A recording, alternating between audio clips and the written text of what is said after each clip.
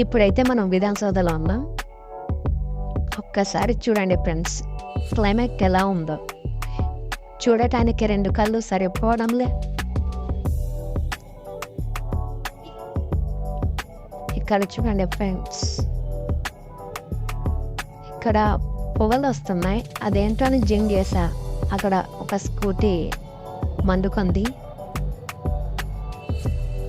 అలాగే చూడండి ఫ్రెండ్స్, అక్కడ మా కింగ్ ఫిషర్ బ్లీడింగ్ కనబడి. ఇప్పుడు చాలా ఎక్కువ అయిపోయింది ఫ్రెండ్స్.